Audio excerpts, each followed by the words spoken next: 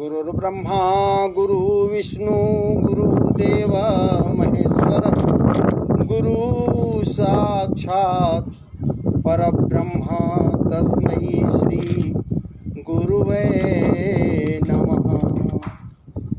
वक्रतुंड महाकाय कोटिसूर्य समप्रभ निर्विघ्नं कुरु मे देव सर्वकार्येषु सर्वदा। हिमाद्रितनयां देवीं वरदां शङ्करप्रियां लम्बोदरस्य जननीं गौरीमावाहयाम्यहं। गणेशाम्बिकाभ्यां नमः।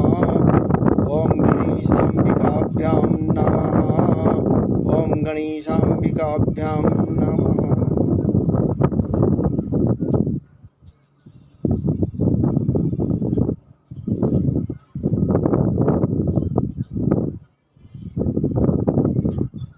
अकारण करुणा वरुणालय श्री राधा रमण लाल जी महाराज मनमत्थनाथ स्वयंभू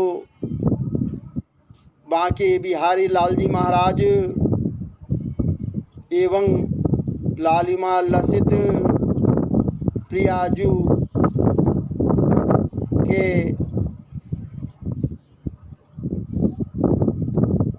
कृपामृत अनुकंपामृत को पाकर पीकर आज पुनः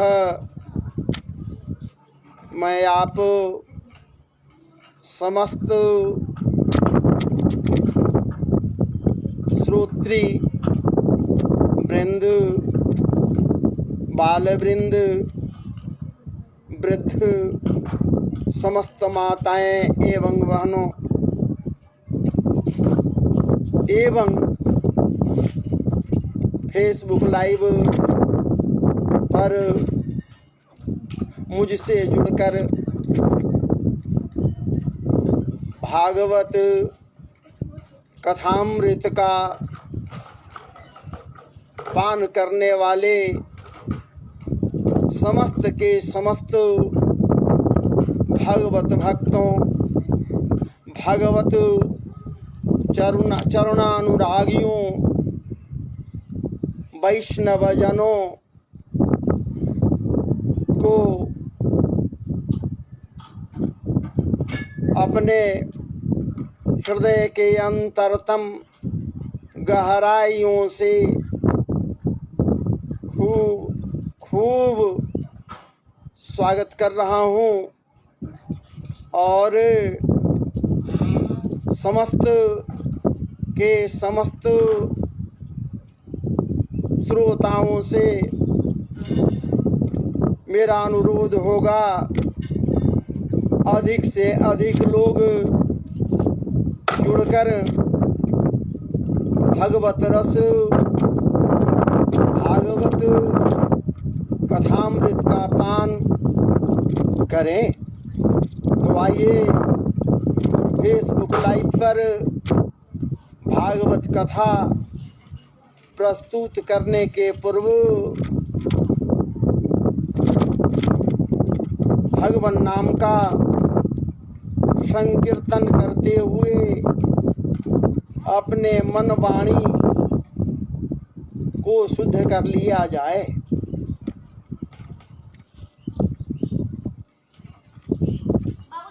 हरे कृष्ण हरे कृष्ण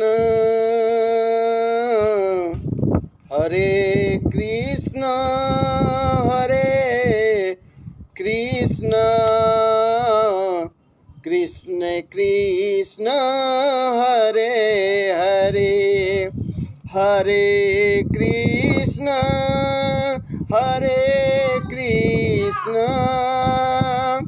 कृष्ण कृष्ण हरे हरे हरे राम श्री राम राम हरे हरे, हरे राम श्री राम राम हरे हरे, हरे कृष्ण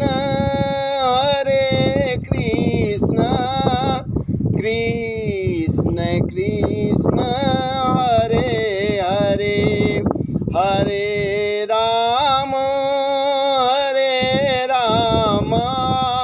श्री राम राम हरे हरे, हरे कृष्ण कृष्ण कृष्ण हरे हरे। जय जय श्री राधे, जय जय श्री राधे, जय जय श्री राधे। वृंदावन बिहारी लाल की जय, कृष्ण कन्हैया लाल की जय, गोपाल जी महाराज की जय, गिरिराज धरण भगवान की जय, गोपेश्वर महादेव की जय, भागवत जी भगवान की जय, भागवत महापुराण की जय, परम श्रद्धेय श्री सुखदेव जी महाराज की जय, मुनिवर व्यास देव महाराज की जय, राजा परीक्षित जी महाराज की जय, श्री सूत जी महाराज की जय, नारद जी भगवान की जय, समस्त संतन की जय, समस्त भक्तन की जय, समस्त भगवत चरणानुरागियों की जय, समस्त माताएं एवं बहनों की जय, समस्त बाल वृंदों की जय, समस्त वैष्णव जनों की जय।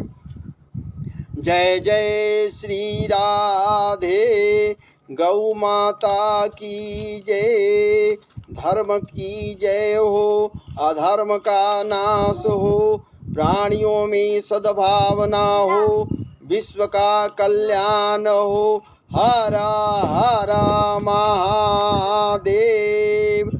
जय जय श्री राधे।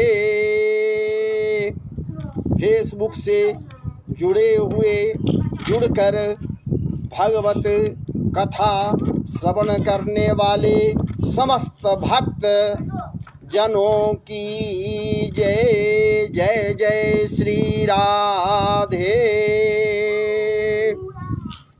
तो आइए अब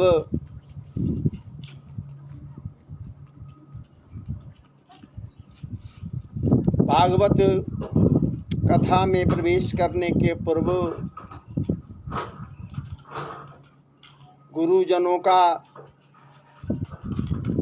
ध्यान करते हुए, वंदन करते हुए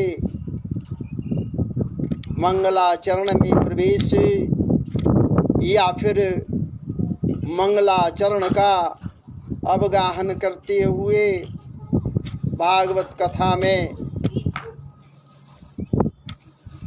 प्रवेश करें। तो आइए सबसे पहले गुरुर् ब्रह्मा गुरु विष्णु गुरुदेव महेश्वर गुरु साक्षात् परब्रह्म तस्मै श्री गुरुवे नमः। अखंड मंडलाकारं व्याप्तं येन चराचरं तत्पदं दर्शितं येन तस्मै श्री गुरुवे नमः।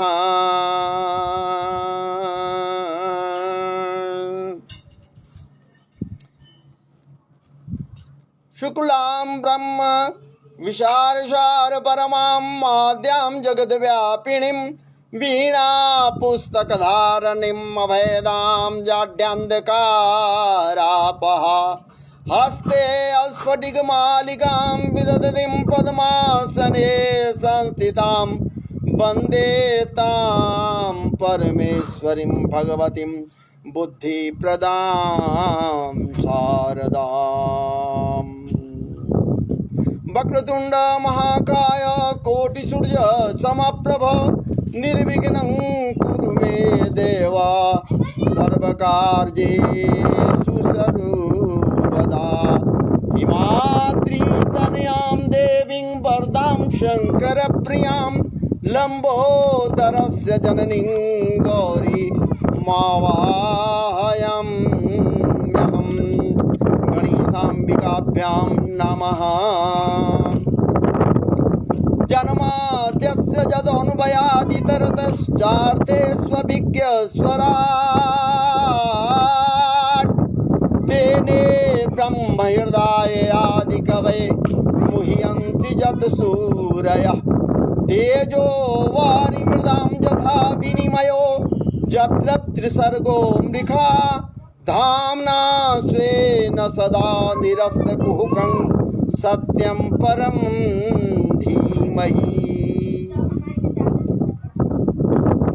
धर्मः प्रोजितकैतवोऽत्र परमो निर्मत्सराणां सतां वेद्यं वास्तवमत्र वस्तु शिवदं तापत्रयोन्मूलनम्। श्रीमद्भागवते महामुनिकृते किं वा परेरीश्वरो सद्यो हृद्यम्बरोद्यत्र कृतिभिः शुश्रूषुभिस्तत्क्षणात्। निगमकल्पतरोर्गलितं फलं शुकमुखादमृतद्रवसंयुतं पिबत भागवतं रसमालयं मुहुरहो रसिका भुवि भावुका।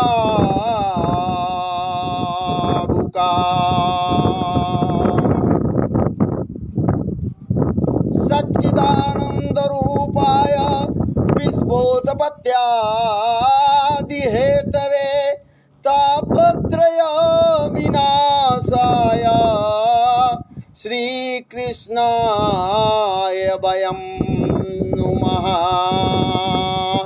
यं प्रव्रजं तमपेतकृत्यं द्वैपायनो विरहकातरया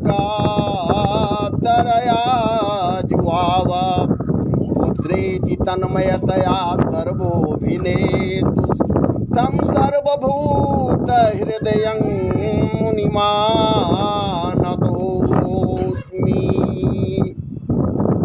बरहा पीडं नटवरवपु बरहा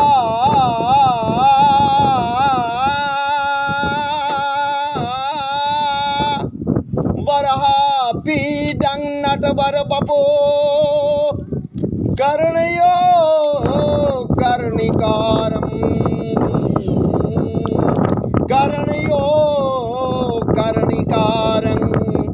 बिभ्रतवासः कनककपिसंपैजयन्तीं च मालां रन्ध्रान् वेणुरधरसूधया पूरयन् गोपवृन्दै बृन्दारण्यं स्वपदरमणं प्राविशद्गीतकीर्ति। अहो बकीयं स्तनकालकूटं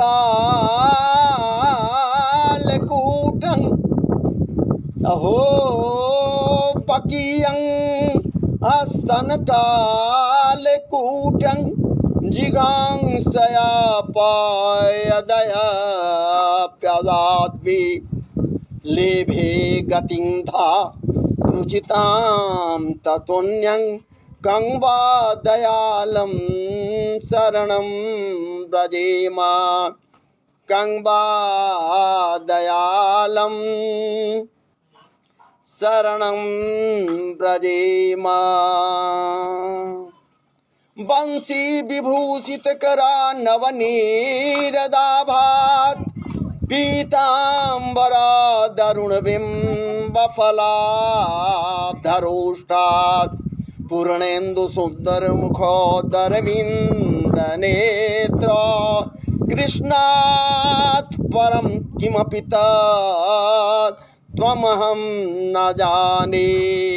कस्तूरी तिलकं ललाटपटले वक्षस्थले कौस्तुभं नासाग्रे वरमौक्तिकं करतले वेणुकरे कङ्कणम् सर्वांगे हरिचन्दनं सुललितं कण्ठेश्च मुक्तावलिम् गोपस्त्री परिवेष्टितौ परिभुजो गोपस्त्री परिवेष्टितौ गोपालचूडामणिम्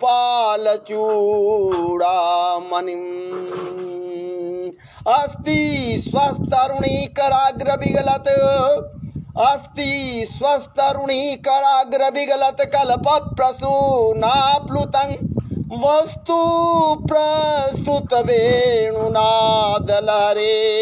निर्वाण निर्व्याकुलं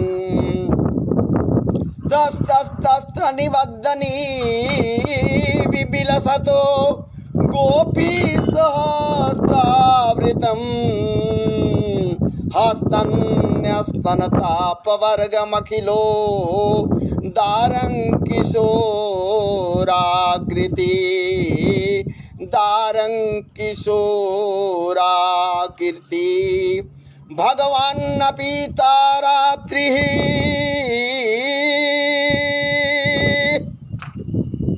भगवान्नपि तारात्रि शरदोत्फुल्लमल्लिका वीक्षरन्तुं मनश्चक्रे योगमायामुपाश्रितः तदोडुराजः ककुभकरैर्मुखं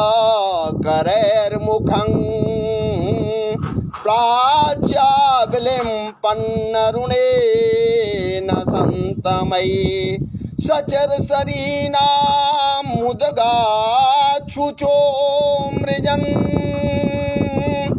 व्रजस्त्रियः कृष्णगृहीतमानसा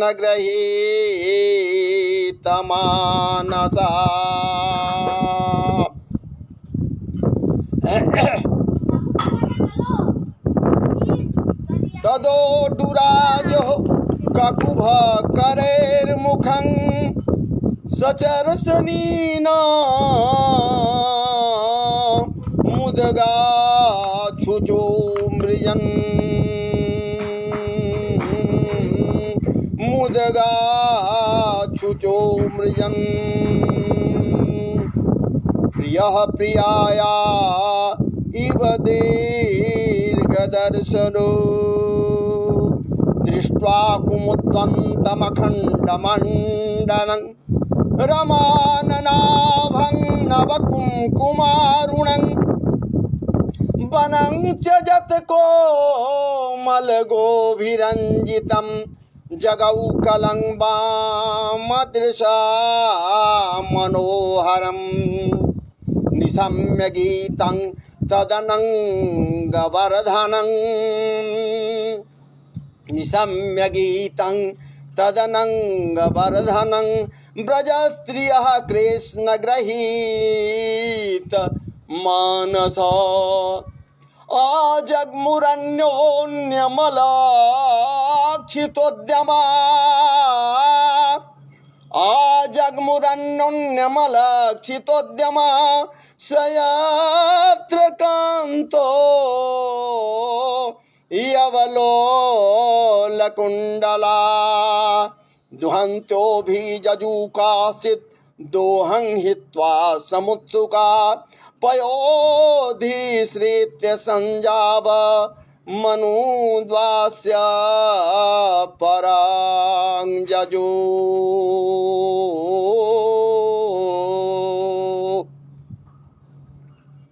जय जय श्री राधारमण, जय जय नवल किशोर, जय गोपी चित चोर प्रभु, जय जय माखन चोर,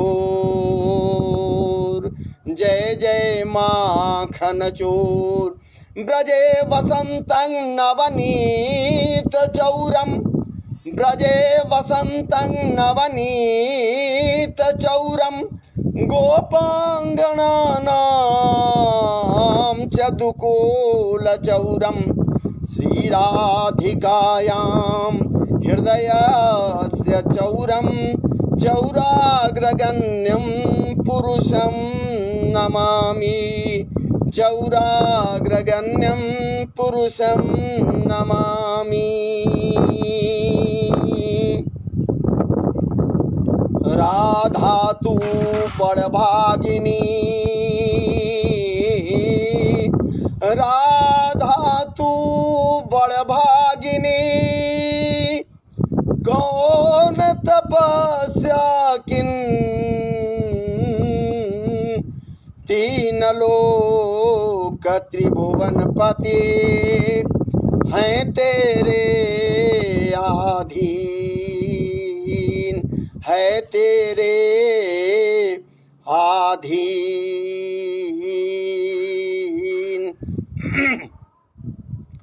राधे मेरो, राधा मेरो स्वामिनी, मैं हूँ उनके दास। राधा मेरो स्वामिनी, मैं हूँ उनके दास। जन्म जन्म को दीजियो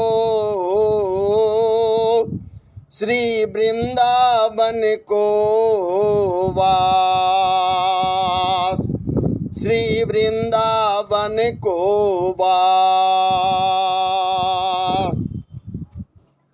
नारायणं नमस्कृत्यं नरं चैव नरोत्तमं, देवी सरस्वतीं व्यासं ततो जयमुदीरयेत्, ततो जयमुदीरयेत्। मनोजवं मारुततुल्यवेगं, जितेन्द्रियं बोधिमतां वरिष्ठा, वातात्मजं वानरयूथमुख्यं, श्रीरामदूतं शरणं प्रपद्ये।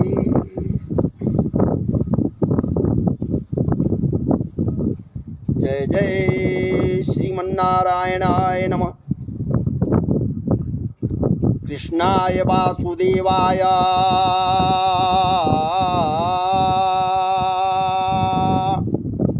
कृष्णाय वासुदेवाय,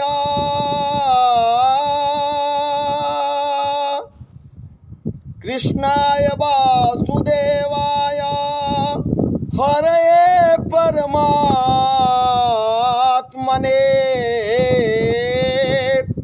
प्रणतक्लेशनाशाय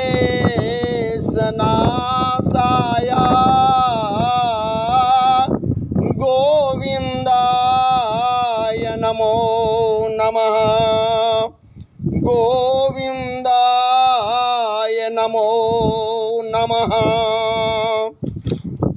गोविन्दाय नमो नमः।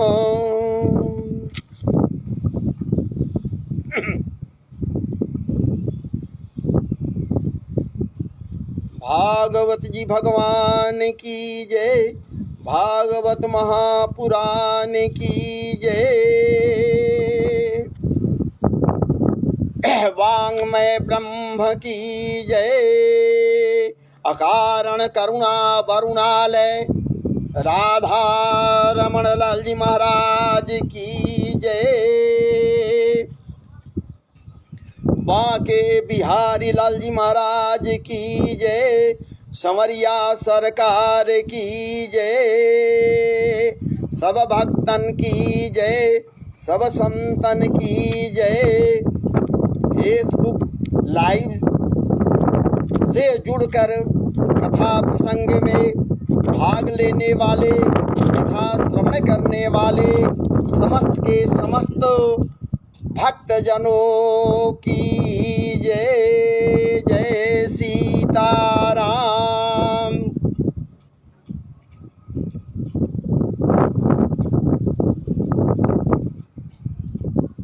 तो आइए अकारण करुणा वरुणा ले स्वयंभू श्री राधा रमन लाल जी महाराज के कृपा प्रसाद से आज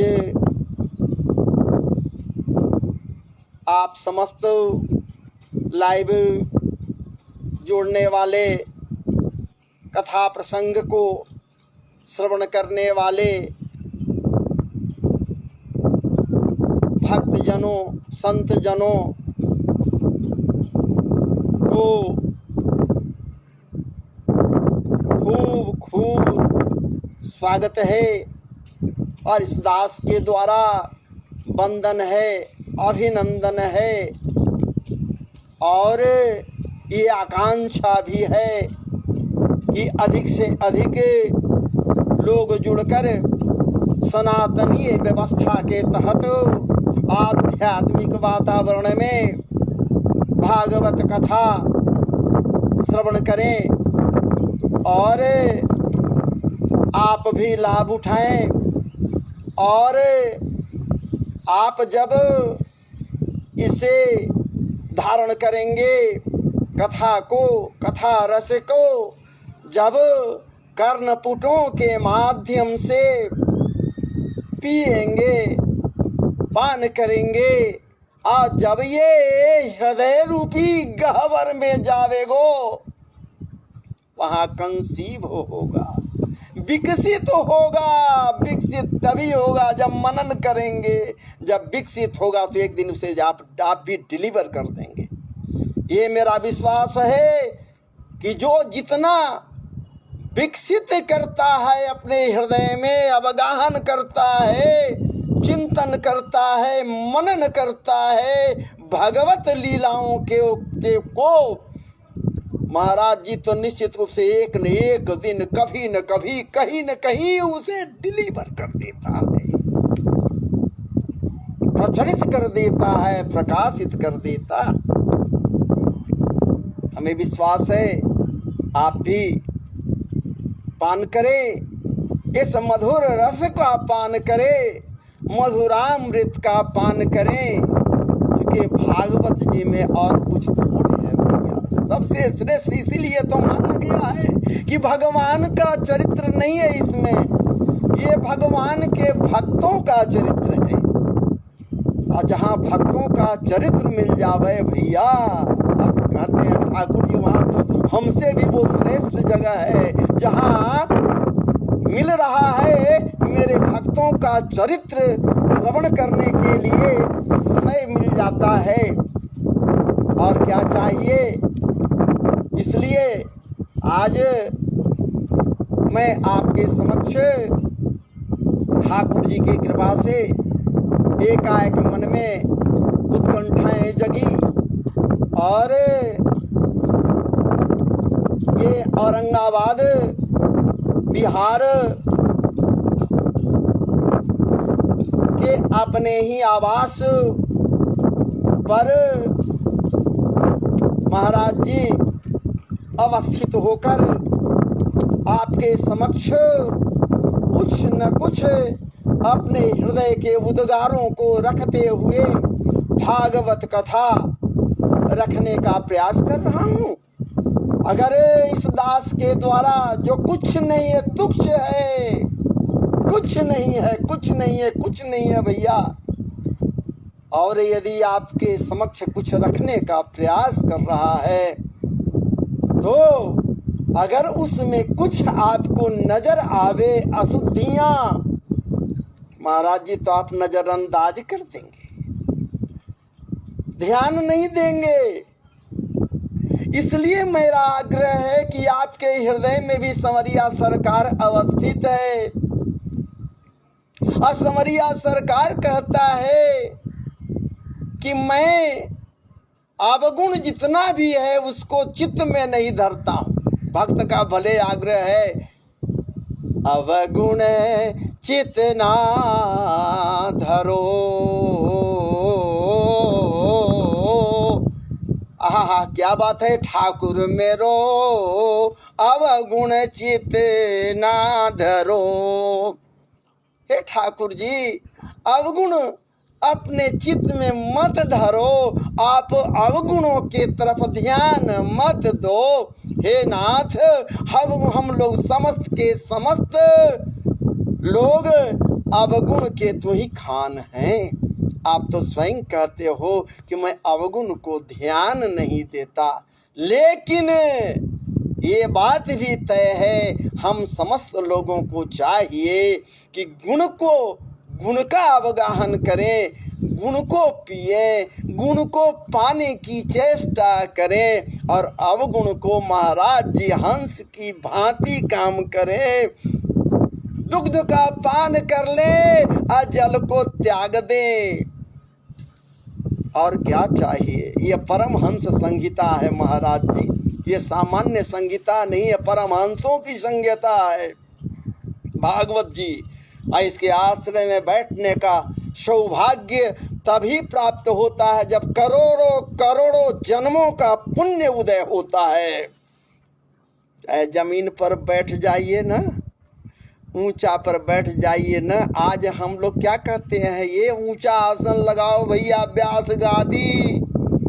क्या बात है, व्यास गादी ऊंचा होना चाहिए, पीछे तकिया मसनद, अगल बगल मसनद, गद्देदार आसन व्यास गादी लगे, तब व्यास जी बैठ कर आपको कथा का अवगाहन कराएंगे। लेकिन महाराज जी ध्यान दीजिए, याद कीजिए, विचार कीजिए, हम लोग वो नहीं हैं। क्या सनकादि ऋषियों के लिए कहीं ऊंचा स्थान मंच की व्यवस्था की गई थी, मंच बनाया गया था? बालुकामयी भूमि पर ही तो महाराज जी अपने से थोड़ा सा उन्नत स्थान पर ही तो उनको आसीन कराकर महाराज जी नारद जी कथा श्रवण किए, गोकर्ण जी कथा श्रवण कराए। क्या बात है, क्या वहां भी मंच की व्यवस्था हुई थी, व्यास गादी बनाए गए थे? महाराज जी उसकी बात को अगर छोड़ दी जाए तो जब अवधूत भेष में महाराज जी हमारे सुखदेव जी महाराज भागीरथी तट पर सुखताल में राजा परीक्षित को मोक्ष दिलाने के निमित्त, राधा रमण लाल जी के गोद में बैठाने के निमित्त, भगवतमय उन्हें बनाने के निमित्त जब वहां पधारे थे, उनके एक प्रश्न करने के बाद कि म्रियमाण का क्या कर्तव्य है, महाराज जी अभिभूत हो गए, विभोर हो गए हमारे सुखदेव जी महाराज। क्या बात है। परीक्षित जी महाराज उनको आसन दिए। कहां से सिंहासन देंगे वहां बैठने के लिए? स्वयं दरभासन लिए हुए हैं, स्वयं दरभासन पर बैठे हैं, सारा कुछ जनमेजय को त्याग कर चले आए। उनके पास क्या था महाराज जी? समस्त संत समुदाय नीचे बालुकामयी भूमि पर बैठे हैं, भागीरथी तट पर।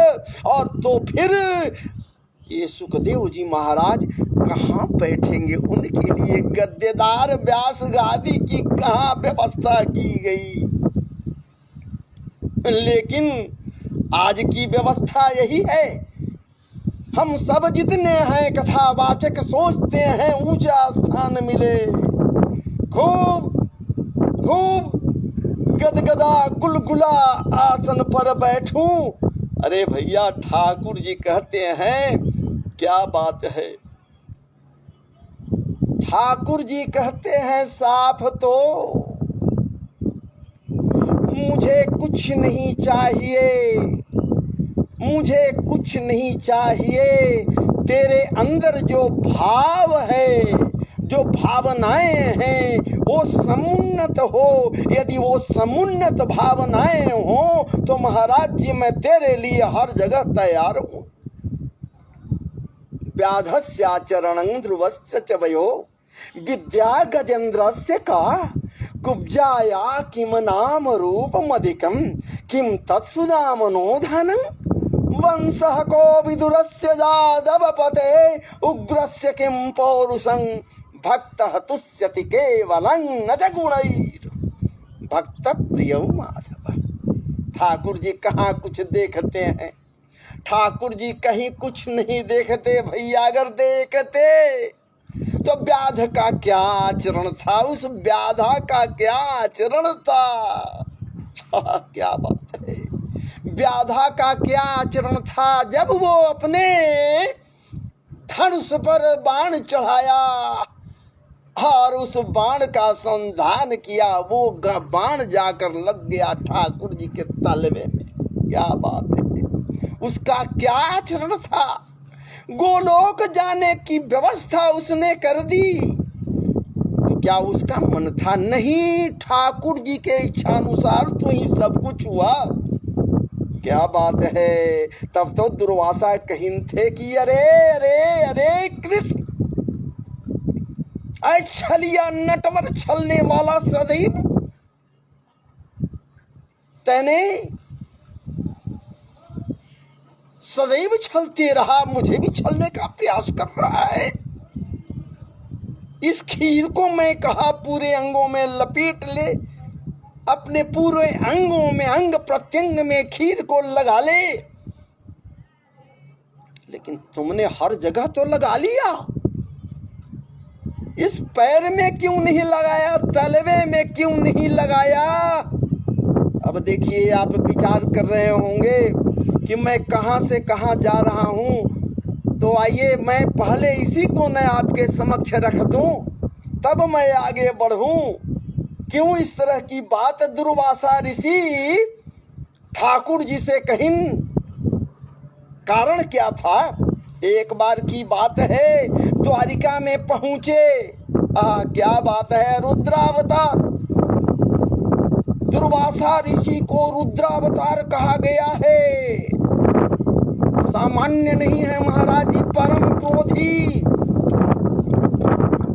परम क्रोधी रुद्रदेव के अवतार हैं, परम क्रोधी है दुर्वासा। और ये कोई सामान्य नहीं है महाराज जी। अत्रि ऋषि के पुत्र है ना, अनुसुईया जी के पुत्र न हैं, परम क्रोधी हैं। मैं वहां नहीं जाना चाहता हूं जहां उस सती के सतीत्व की परीक्षा लेने के लिए ब्रह्मा विष्णु महेश तीनों पहुंचे थे। उस कथा को मैं नहीं अभी आपके सामने कहना चाह रहा हूं, मैं तो वहां आना चाहता हूं कि दुर्वासा क्यों कहीं। परम क्रोधी दुर्वासा एकाएक पहुंच गए द्वारिका में,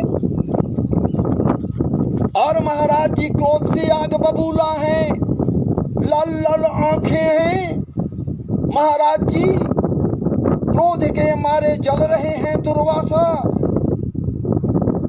और ये पहुंच गए द्वारिकाधीश के महल में।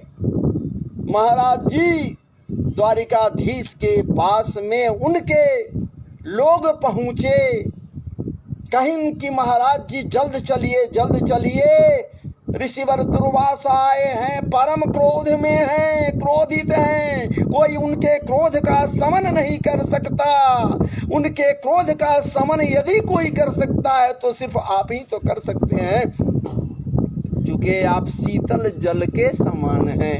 आज दुर्वासा ऋषि क्या है महाराज जी, परम क्रोधाग्नि में धधक रहे हैं। तो जब तक क्रोधाग्नि में शीतल जल का महाराज जी परिवर्तन न किया जावे, तब तक वो कैसे शांत होगा। इसलिए हे ठाकुर जी, हे प्रभु, जल्द चलिए। ऐसा प्रतीत हो रहा है मानो उनके क्रोध से पूरो द्वारिका जलकर खाक हो जाएगा। जल्द चलिए, बचाइए लोगों को। क्या बात है। हमारे संवरिया सरकार मनमथनाथ अपने अधर पर मधुर मुस्कान को बिखेरे हुए, मुस्कान को छलकाए हुए, छलकते मुस्कान से महाराज जी पहुंचे दुर्वासा के सामने।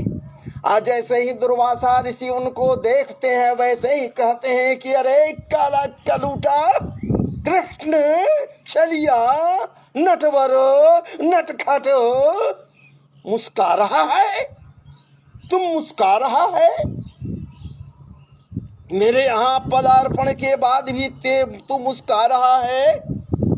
हट, तेरा खैर नहीं है। बस महाराज जी, हमारे ठाकुर जी तो इतने सौम्य हैं महाराज जी कि मैं क्या कहूँ। दोनों हाथों को जोड़ते हुए करबद्ध हो गए और अपने महाराज जी शीश को नीचे की ओर झुकाए हुए अपने अंगूठे पैर के अंगूठे से महाराज जी जमीन को खुरदते हुए ऐसा भाव करने लगे मानो मैं दयार्द हूँ, मैं दीन हूँ, हीन हूँ। हे मुनिवर, आप सब कुछ है, आप हम पर दया करें, मुझ दीन पर आप कृपा करें।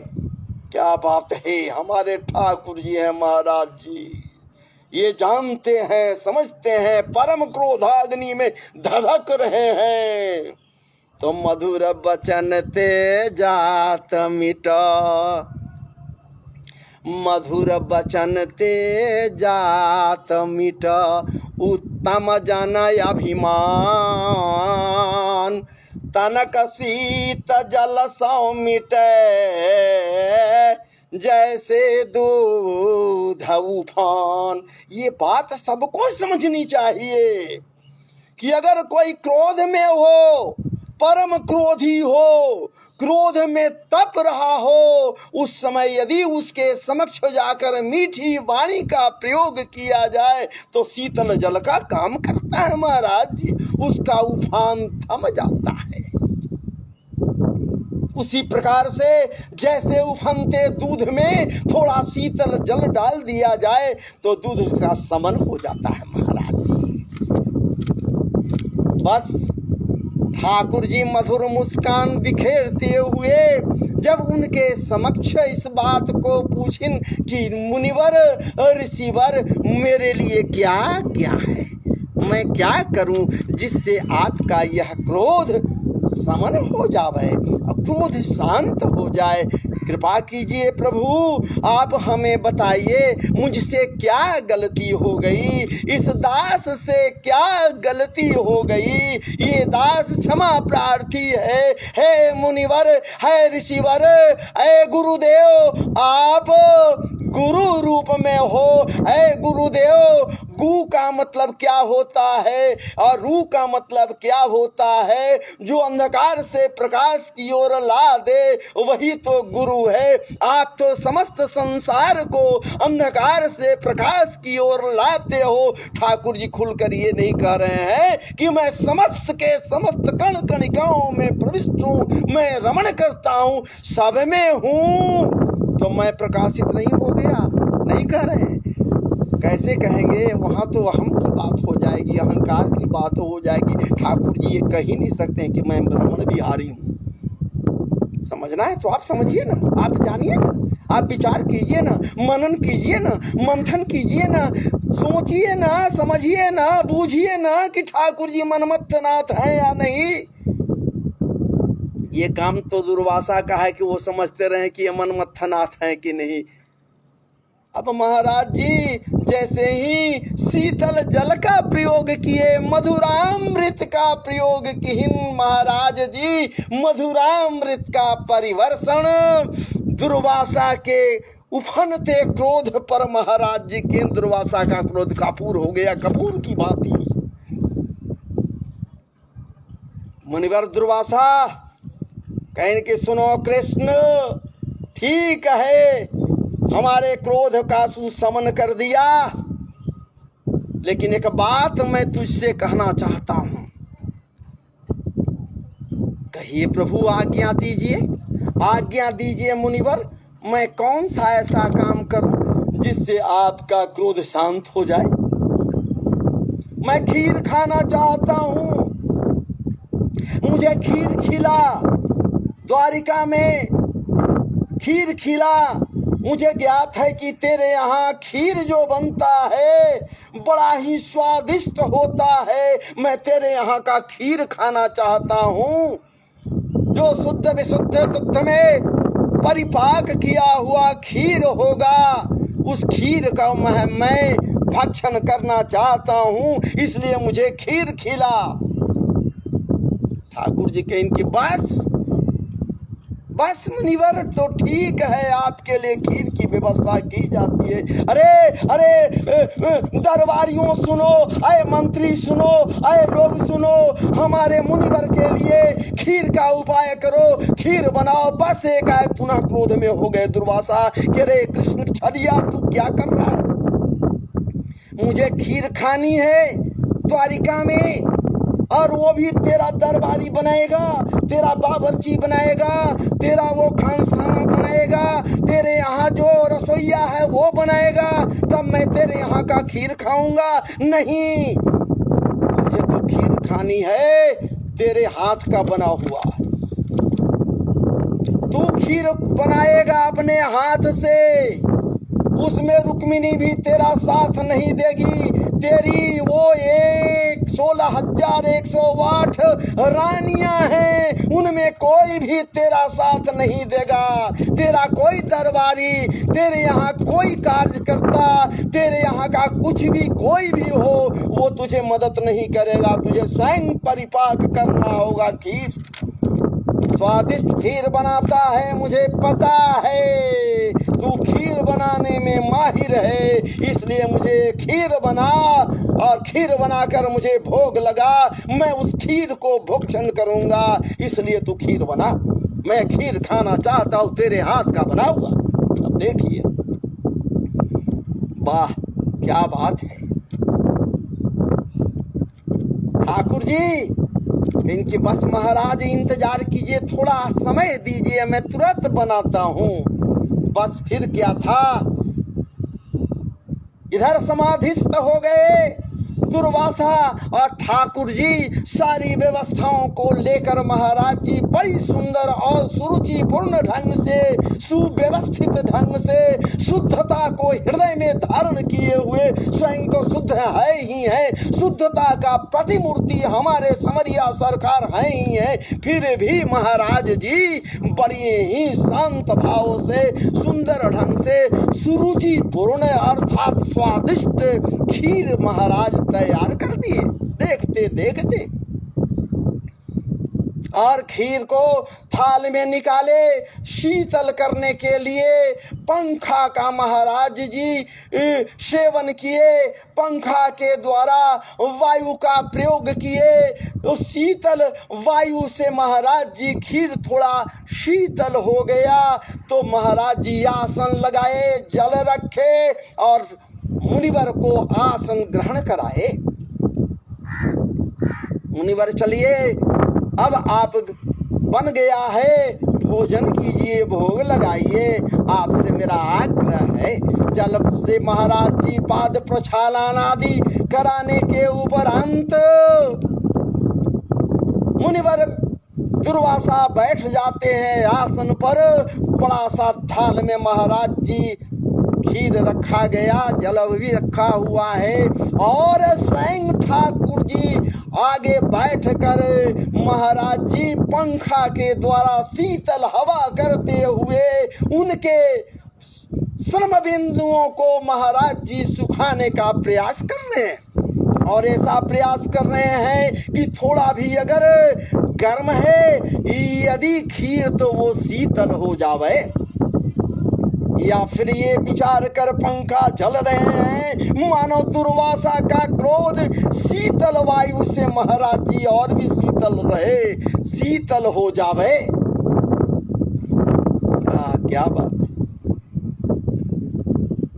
भोग लगाने लगे दुर्वासा जी। खूब खूब, क्या बात है, बड़ी स्वादिष्ट बनाया तुमने संवरिया। आए कृष्ण खूब बनाए हो, मस्त हो गए मेरा मन। क्या बात है, खूब स्वादिष्ट खीर है महाराज जी, खूब खाए। दुर्वासा ऋषि खूब खा रहे हैं। खाने के बाद महाराज जी उठ गए और कहीं कि ये बच गया, अब हम नहीं खाएंगे। ठाकुर जी पूछिन कि ये बताइए प्रभु, हे मुनिवर बताएं, इस खीर का क्या करूं, मैं क्या करूं इस खीर का। तो सुनो, इस खीर का अब इसमें से किसी और को नहीं देना है, तुम भोजन करो। क्या बात है, प्रसाद हो गया। ठाकुर जी भक्त के जूठन को प्रसाद समझकर भोग लगाने लगे। महाराज जी श्रद्धा से संपन्न होकर दुर्वासा कह रहे हैं, भोग लगा, अब तुम खा। हमारे संवरिया सरकार भोग लगाने लगे, जमकर खाए स्वादिष्ट खीर को महाराज जी, इसलिए कि पहले से स्वादिष्ट तो है ही है, और उसमें अब भक्त के मुख, क्या बात है, भक्त के मुख में लगने के कारण वो खीर और मधुर स्वादिष्ट हो गया है। दुर्वासा क्या कम भक्त है ठाकुर जी के, थोड़ो खूब खाए, बच गया, पुनः खीर बच गया थाल में। महाराज जी कितना खावे, पूछ रहे हैं दुर्वासा जी से कि ये मुनिवर बताइए, अब मैं क्या करूं इस खीर का, बच गया, अब क्या करूं। मुनिवर कहते हैं कि सुनो कृष्ण, इस खीर को फेंकना कहीं नहीं है, इसमें दो दो, क्या बात है, इसमें सब कुछ तो आ गया, हमारे अंदर की समस्त भावनाएं इसमें सिमट गई, और मेरे अंदर की भावनाओं पर तुम्हारा ये भावना, तेरे अंदर की जो भावनाएं हम मुहर लगाती है, इसलिए इसे फेंकना नहीं है। सुनो, एक काम करो। आज्ञा मुनिवर, क्या करूं मैं इसका। अब इस खीर को अपने पूरे अंगों में लगा ले। ऐ कृष्ण, इस खीर को पूरे अंगों में लगा ले, कहीं छूटना नहीं चाहिए। इस खीर को पूरे अपने अंगों में लगा ले, ना है तो समस्त वस्त्रों को उतार दे, निचोड़ कर फेंक दे, और इसके बाद पूरे अंगों में इस खीर को लगा। क्या बात है, शर्म आ रहा है, मेरे सामने लगाने में शर्म आ रहा है, वस्त्रों को उतारने में शर्म आ रहा है, तो ठहर, मैं थोड़ा मुंह फेर लेता हूं। और दुर्वासा अपने मुख को महाराज जी दूसरी ओर कर लेते हैं। ठाकुर जी अपने वस्त्रों को उतार कर पूरे अंग में खीर को लगाने लगते हैं। थाल में बचा हुआ खीर महाराज, यहाँ तक कि थाल का खीर समाप्त हो गया, थोड़ा सा भी खीर नहीं बचा, पूरे अंगों में लगा लिए ठाकुर जी। और कहीं ने हाथ जोड़कर करबद्ध होते हुए, ऐ मुनिवर, हम खीर को पूरे अंगों में लगा लिया। अब दुर्वासा ऋषि घूम गए इनके तरफ मुखार बिंद किहिन, और देखे कि वास्तव में पूरे अंगों में खीर को लगा लिया है ये मधुसूदन। कुछ इनकी लगा लिया, तो हाँ मुनिवर, लगा लिया, पूरे अंगों में लगा लिया। इस खीर को पैर में लगाया, लगा लिया मुनिवर, हाथ में लगाया, लगा लिया मुनिवर, वक्ष में लगाया, लगा लिया मुनिवर, हृदय में लगा लिया मुनिवर, मुखारविंद में लगा लिया मुनिवर, अर्थात पूरे अंगों में लगा लिया। तो हाँ मुनिवर, मैं पूरे अंगों में लगा लिया, तो दिखा मुझे जरा। जब ठाकुर जी दिखाने लगे, महाराज जी सारे अंगों में तो लेपन कर दिए थे, पन की भांति लेपन कर दिए थे खीर का, लेकिन वो ठाकुर जी अपने तलवे में लेपन नहीं किए हुए थे खीर का। महाराज जी खीर सब जगह तो लगा लिए थे, पन की भांति लेपन तो कर दिए थे, लेकिन तलवे में, अपने तलवे में खीर का प्रयोग नहीं किए थे। तलवे के ऊपर पैर में लगा लिए थे, उंगलियों में लगा लिए थे ऊपर ऊपर, लेकिन तलवे में नहीं लगाए थे। दुर्वासा पूछते हैं, ऋषिवर पूछते हैं कि ये बता, ऐ छलिया झूठा मिथ्यावादी, तुम पैर में क्यों नहीं लगाया, अपने तलवे में क्यों नहीं लगाया खीर को? बस ठाकुर जी कहिन कि हे प्रभु, हे मुनिवर, मेरा हिम्मत नहीं किया, मेरा हौसला नहीं बढ़ा कि मैं तलवे में लगा लूं आपका प्रसाद, गुरु का प्रसाद, ऋषि का प्रसाद, और उस प्रसाद को मैं अपने पैर में कैसे स्पर्श करूं, तलवे में कैसे स्पर्श करूं, तलवे में इस प्रसाद को, खीर को कैसे लगाऊं प्रभु? चाहे जो हो जाए, मैं नहीं लगा पाया। इसीलिए प्रभु, भावनाओं से वशीभूत होकर मैं पैर के तलवे में खीर को नहीं लगा सका। ओहो, ये क्या तू कर दिया कन्हैया, ऐ लाला, ये तू क्या कर दिया? मैं जो किया, ये जो कुछ भी किया, इसलिए किया कि मेरे इस खीर रूपी प्रसाद से पूरा शरीर तेरा वज्र का हो जाए, पूरा शरीर तेरा वज्र का हो गया। लेकिन ये जो तलवा है वो वज्र का नहीं हुआ। ऐ संवरिया, ऐ कृष्ण, तेरा ये तलवा वज्र का नहीं हुआ, इसलिए हमें ये विश्वास हो गया तू स्वयं अपने गोलोक धाम जाने की तैयारी कर दिया। अब कौन रोक सकता है तुझे धाम में जाने के लिए? मैं तो रोकने के लिए ही पूरे शरीर को वज्र बना दिया था, लेकिन तुमने स्वयं पैर के तलवे में खीर न लगाकर उसे वज्र नहीं होने दिया, अर्थात ये कमजोर भाग रह गया, और यही कारण होगा तेरा गोलोक धाम जाने के लिए। तो देखिए, मैं ये कथा आप समस्त भक्तों के समक्ष रखा। ये हमारे हृदय की उपज नहीं है, ये संतों का भाव है।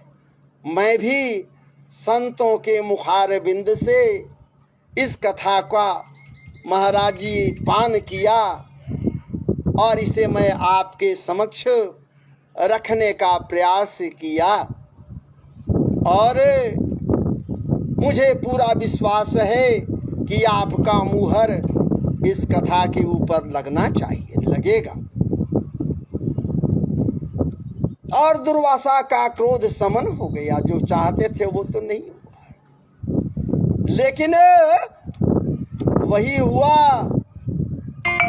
जो प्रभु जी चाहते हैं। ठाकुर जी की जो कृपा होती है वही तो होता है।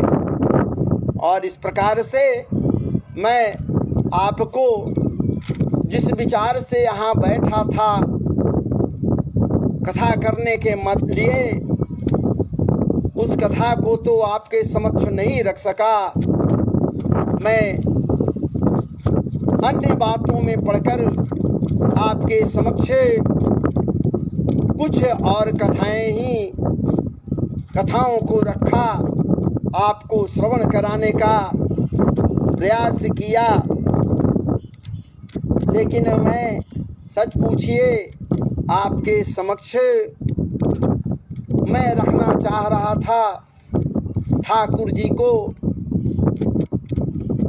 भीष्म के द्वारा जो स्तुति किया गया है, या फिर भीष्म के हृदय में जो ठाकुर जी के प्रति भावनाएं हैं, भाव हैं।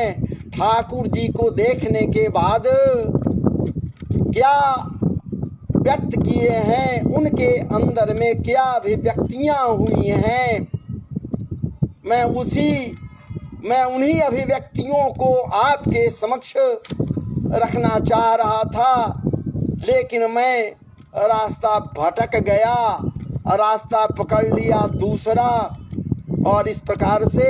लेकिन फिर भी मैं आपके समक्ष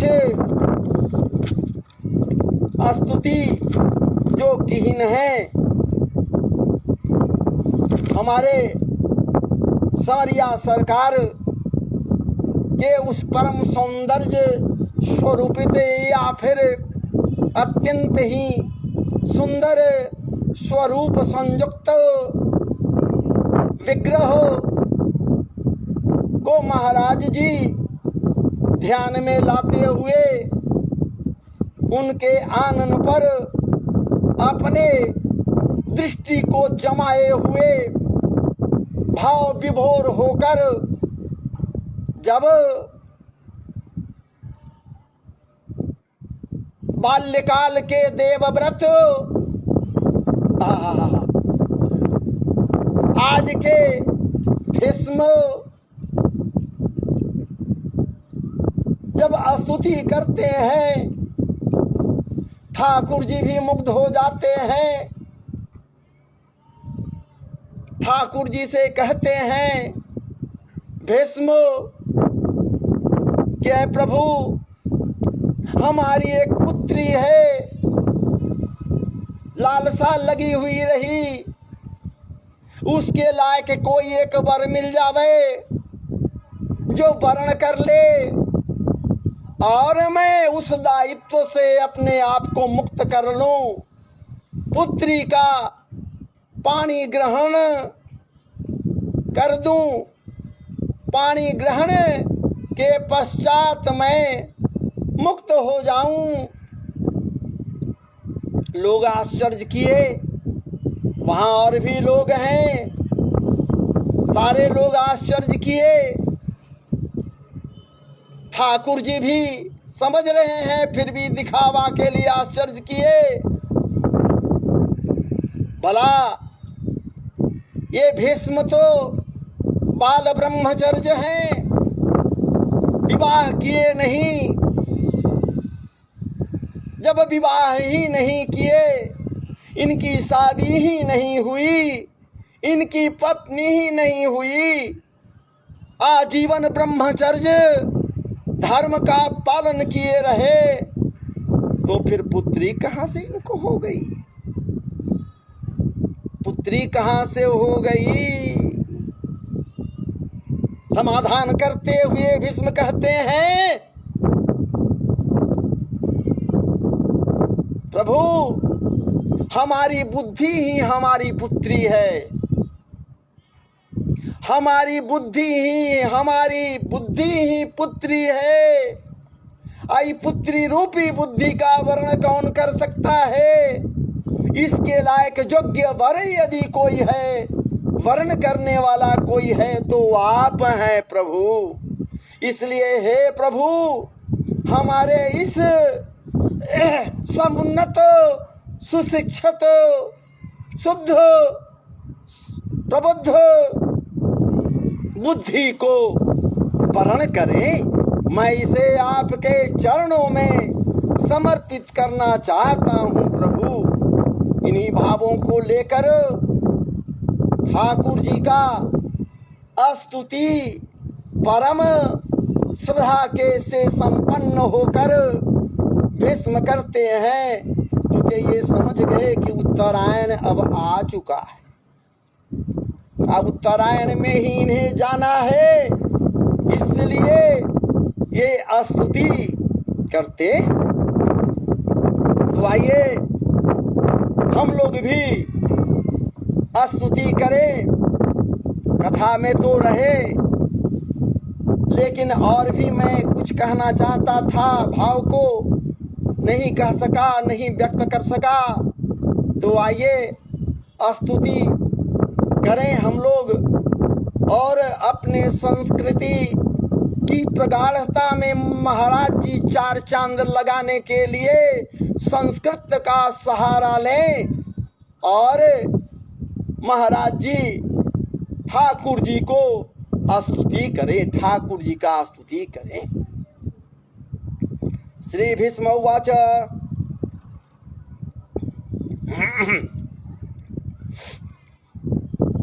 इति मति रूप कल्पिता वितृष्णा भगवती सात्वत पुंगवे विभुम्नि स्वसुखमुपगते क्वचित् हर्तुं प्रकृतिमुपेयुषि जदभव प्रवाह त्रिभुवन कमनं कमालवर्णं रविकर गौरवराम्बरं दधाने पपुरल लककुलावृतान्नाब्जं विजय सखेरतिरस्तु मे नवाद्या युधितुरगरजो विदोम्रावेश्वको कचलित श्रमवार्यलङ्कृतास्यै मम निशीत शरैर् विभिद्यमान त्वचि लसत् कवचेस्तु कृष्णयात्मा सपदि सखी वचो निशम्य मध्ये निज परयोर्वलयोरथं निवेश्य स्थितवती परसैनिकायुरक्षणा हृतवती पार्थ सखेरतिर्ममास्तु व्यवहित वृतनामुखं निरीक्ष्य स्वजनवधा द्विमुखस्य दोषबोध्या कुमति महर्दात्मविद्ययायो अचरणरति परमास्य तस्य मेस्तु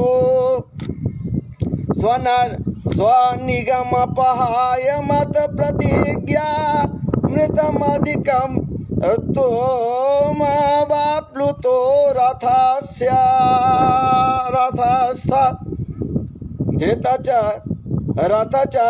रथचरणाभ्ययाचल गुर हरिरिवहन्तुमिवङ्गतोत्तरीयः सितविशिखतो विशीर्णदंसोः क्षतजपरे प्लुतयाततायिनो मे प्रसवसविष सारमद्वदार्थो स भवतु मे भगवान् गतिर्मुकुन्दः।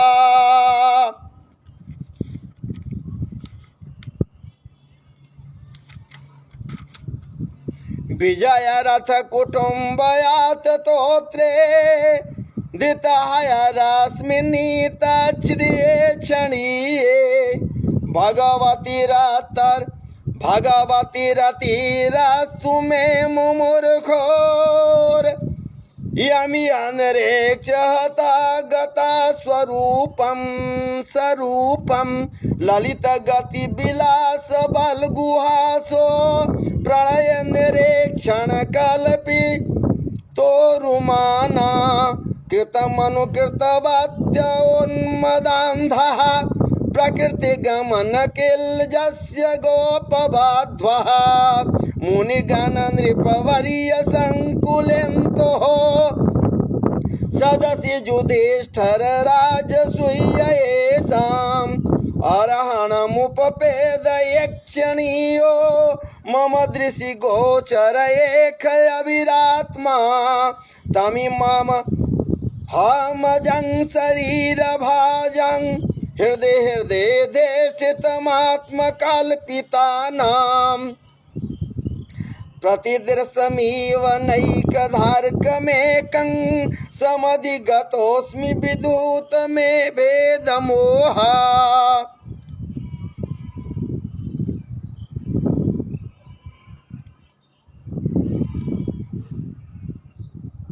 श्री कृष्णाय नमः, वासुदेवाय नमः। और इस प्रकार से हमारे संवरिया सरकार का भीष्म स्तुति करते हैं। और महाराज जी सच पूछिए, अपने मन वाणी अदृष्टि की समस्त वृत्तियों को महाराज जी या फिर वृत्तियों से आत्मस्वरूप भगवान श्री कृष्ण में अपने आप को ये गंगानंदन गंगा पुत्र देवव्रत जो आज के भीष्म है, बुद्ध है, सीकर है महाराज जी, और ठीक उसी प्रकार से तो है जन्म पुनि तो है समावत, तो है जन्म पुनि तो है जन्म पुनि तो है समावत, सागर लहर समाना। बस उस दया सिंधु कृपा सिंधु के महाराज जी बिंदु हैं, बुद्ध हैं, कणिकाएं हैं, सीकर हैं महाराज जी। और एक दिन उसी दया सिंधु में ये बिंदु समाहित हो जाएगा, जैसे आज ये भीष्म अपने मनवाणी बुद्धि के साथ महाराज जी उस कृपा सिंधु में समाहित हो गए।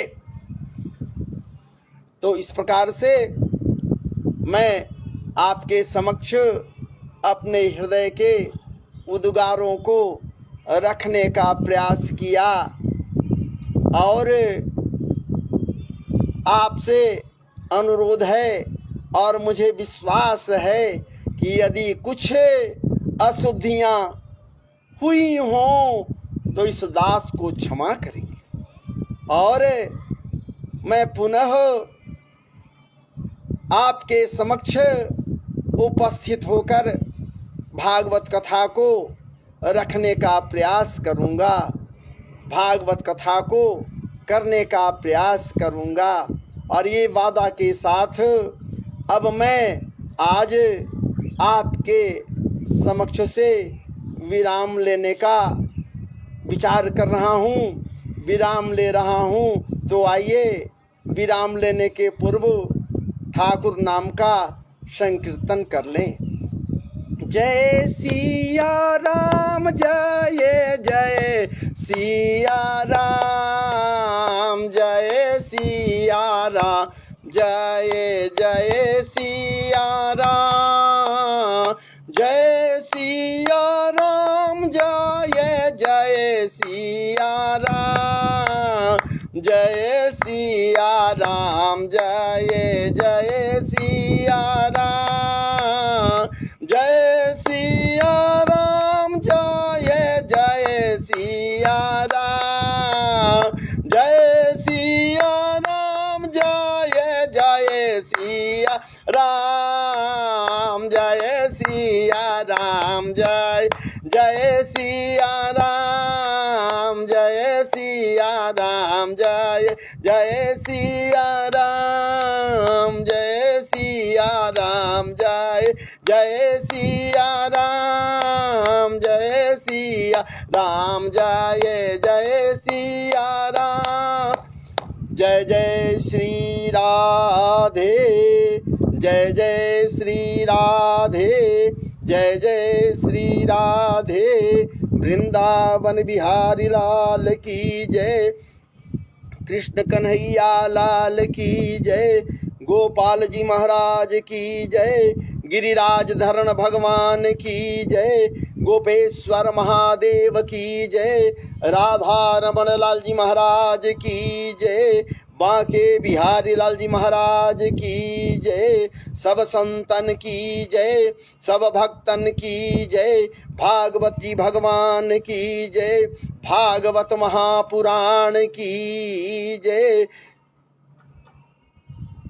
व्यासदेव महाराज की जय, परम श्रद्धेय श्री सुखदेव जी महाराज की जय, सब संतन की जय, सब भक्तन की जय, देवर्षि नारद भगवान की जय। अगले बार ये निश्चित रूप से मैं आपसे कह रहा हूं, एक दो शब्द आए हैं जो बड़ी सुंदर है। एक तो भागवत जी के मंगलाचरण में आया है, धर्मः प्रोजित कैतवोत्र परमो निर्मत सरानाम सताम वेद्यम वास्तव वस्तु। देखिए यहाँ पर वस्तु, वेद्यम वास्तव मत्र वस्तु शिवदं तापत्रयोन्मूलनम।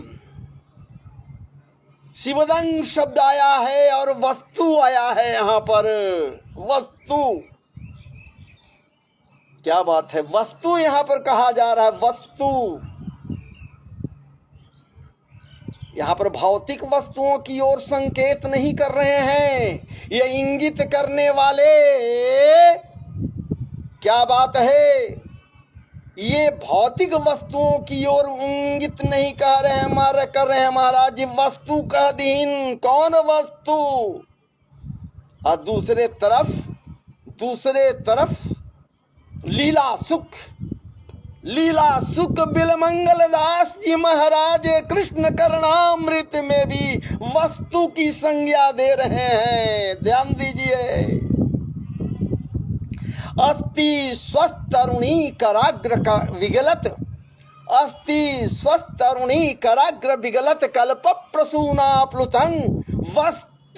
अब देखिए वहां भी वस्तु कर, वस्तु प्रस्तुत वीणुनाद लहरी निर्वाण निर्व्याकुलम।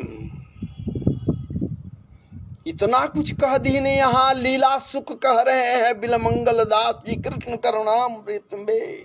वो वस्तु क्या कर रहा है भाई, वस्तु प्रस्तुत है वेणुनाद लहरी। वो वेणु के महाराज जी निनाद को लिए हुए, उसके तरंग को तरंगवत करते हुए वो वस्तु प्रस्तुत है। और क्या कर रहा है वो वस्तु, वेणुनाद लहरी निर्वाण निर्व्याकुलम, अर्थात महाराज जी बहुत कुछ कर रहा है वो। यहाँ भी क्या कह रहे हैं, वस्तु प्रस्तुत। यहाँ जो कह रहे हैं सो धर्मः प्रोजित कैतवोत्र परमो निर्मत सनानाम सताम वेद्यम वास्तव मत्र वस्तु शिवदं। वो वास्तव वस्तु है, वो वास्तविक वस्तु है, कोई सामान्य वस्तु नहीं है। वो नाश होने वाला वस्तु नहीं है महाराज जी, कभी वो नाश नहीं हो सकता वस्तु। वो शिवदं है, कल्याणकारी है, कल्याण परक है, कल्याणामृत का परिवर्तन करता है। वो वस्तु जो भौतिक वस्तु नहीं है, भौतिक वस्तुओं से अलग है, इसलिए कि भौतिक वस्तुओं का नाश होता है, लेकिन ये जो वस्तु है महाराज जी इसका कभी नाश नहीं होता। तो मैं आज इस पर चर्चा नहीं करूंगा। अगले क्षण में, अगले समय में मैं इन्हीं बातों को लेकर आपके समक्ष उपस्थित होकर वस्तुओं के प्रति चर्चाओं का महाराज जी अपने हृदय से निकलने वाले उद्गारों को आपके समक्ष रखने का प्रयास करूंगा। कौन सा वस्तु है, कैसा वस्तु है। ठाकुर जी भी वस्तु हैं महाराज जी, लेकिन कैसा वस्तु है, कैसा वस्तु है ठाकुर जी। वो सामान्य वस्तु नहीं, वो वस्तु है, वस्तु मानकर चलिए ना। लेकिन वो कैसा वस्तु है, वो नाशवान नहीं है, नाश नहीं उसका होगा महाराज जी। अनंत है, हरि अनंत, हरि कथा अनंता। अगर वो सत्यात्मक ब्रह्म है, वास्तविक वस्तु है, तब तो भोलेनाथ कह रहे हैं उस हरि के विषय में, उमा कहो मैं अनुभव अपना, उमा कहो मैं अनुभव अपना, सत हरि भजना जगत सब सपना, वही हरि वास्तविक वस्तु है और उसी हरि की ओर महाराज जी संकेत किया जा रहा है मंगलाचरण में कि वो वस्तु जो कल्याणकारी है, कल्याण पूरक है, कल्याण परक है, कल्याणामृत का महाराज जी परिवर्तन करता है, वो वस्तु की बात वहां कह रहे हैं। अपिल मंगल जी लीला सुख कह रहे हैं। क्या बात है। नाद लहरी, वो वस्तु नाद लहरी, वेणु नाद लहरी, निर्वाण नित्याकुलम। तो चलिए मैं आगे अभी नहीं जाऊंगा, मैं यहाँ से विराम ले रहा हूँ। आपको सब समस्त श्रोत्री बंधुओं को नमन है, अभिनंदन है, वंदन है। इसलिए मुझे आप क्षमा करेंगे, मेरे समस्त अशुद्धियों को ध्यान में न लिए हुए। आप महाराज जी, मैं आपसे विदा ले रहा हूँ। जय जय श्री राधे, जय जय श्री राधे, जय जय श्री राधे। आइए।